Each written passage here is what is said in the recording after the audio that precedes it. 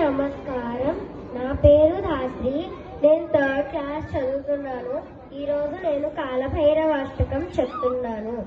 దేవరాజ సేవ్యమాన పావనాగ్రి పంకజం వ్యాలయజ్ఞ సూత్రబిందు శేఖరం కృపాకరం నారదాది యోగి బృంద వందితం దిగంబరం కాశికాపురాదినాథ కాలభైరవం భజే. భానుకోటి భాస్వరం భవాబ్ది తారకం పరం నీలకంఠమిప్సితార్థదాయకం త్రిలోచనం కాలకాలమంబుజాక్షమక్షశూలమక్షరం కాశికాపురాదినాథ కాలభైరవం భజే. శూలటంకపాశ దండపాణిమాదికారణం శ్యామకాయమాదిదేవమక్షరం నిరామయం భీమ విక్రమం ప్రభుం విచిత్రతాండవ ప్రియం కాశికాపురాదినాథ కాలభైరవం భజే. ముక్తి ముక్తిదాయకం ప్రశస్త చారు విగ్రహం సప్తవత్సరం స్థితం సమస్తలోక విగ్రహం నిక్కురణమనోహేమ కింకినీల సత్కటిం కాశికాపురాదినాథ కాలభైరవం భజే.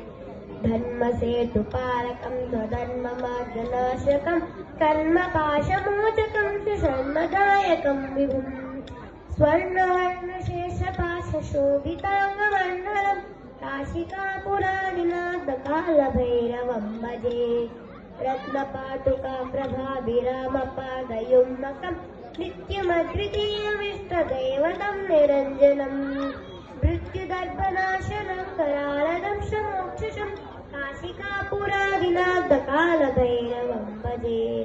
अट्टहासबिण्डपद्मजाण्डकोशसन्ततिं दृष्टिपातनष्टपापजालमुद्रशासनम् अष्टसिद्धिदायकं कपालमालिकाधरं काशिकापुरादिनाथ कालभैरवं भजे.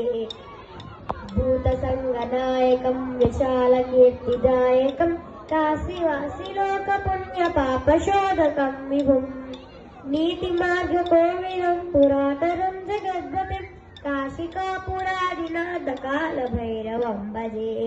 कालभैरवाष्टकं पठन्ति ये मनोहरं ज्ञानमुक्तिसारकं विचित्रपुण्यवर्धनं शोकमोहलोभदैन्यकोपतापनाशनं ते प्रयान्ति कालभैरवाग्रिसन्निधिं ध्रुवम् काशिकापुरादिनाथ कालभैरवं भजे. इति श्रीमच्छङ्कराचार्य विरचितं कालभैरवाष्टकं सम्पूर्णम्. Thank you.